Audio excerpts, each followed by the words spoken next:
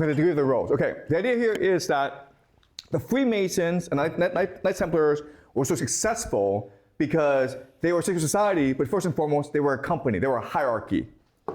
Okay? So they were like a triangle. And to climb the hierarchy, you have to constantly reinvent yourself. You have to adopt new ideas. And based on your performance, based on your ideology, they will promote you to a new rank, okay? So in Scottish Rite Freemasonry, there are 33 ranks. And you just climb up higher and higher. And each time you climb the rank, they will teach you a new way of understanding the world. And based on your fluidity, based on your mental flexibility, you'll climb higher and higher, okay? So they're trying to train you into a mastery of knowledge, okay? And that's why they're so successful. All right, can you read, Alan? Let us, in order to understand this old thought, first follow the soul in its descent. The sphere or heaven of the fixed stars was that holy region, and those Elysian fields that were the native domicile of souls, and the place to which they reascended when they had recovered their primitive purity and simplicity. From that luminous region that the soul set forth, when it journeyed toward the body, a destination which it did not reach until it had undergone 3 degradations, designated by the name of death. Okay, stop. Okay, all right. So this passage just shows you that the Freemasons are trying to incorporate all philosophies, including the Kabbalah, the Gnosticism, and Hermetic philosophy, okay?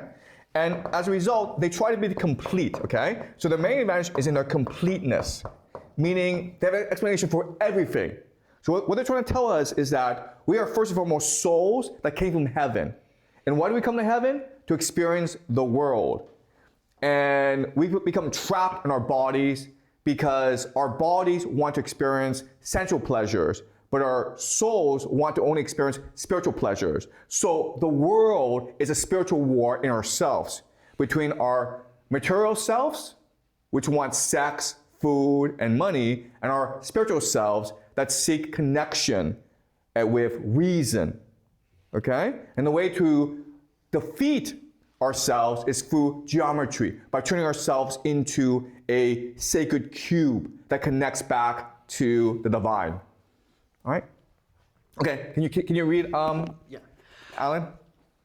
Question. What is to us the chief symbol of man's ultimate redemption and regeneration? Answer. The fraternal supper of bread which nourishes, and of wine which refreshed and accelerates,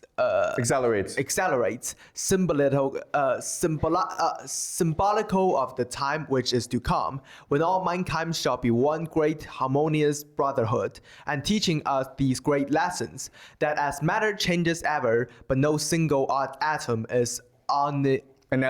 Okay, all right, stop. Okay, all right. So this is the idea of fraternity. And how do you create a fraternity? Well, the simple way is to engage in a supper together, okay? Just like Jesus in the Last Supper, and to share communion, okay? Is that a communion? So that you all feel connected with each other. But over time, because there are certain elements of the Freemasons, Knights Templars, who want power, order, and control, they engage in more extreme practices.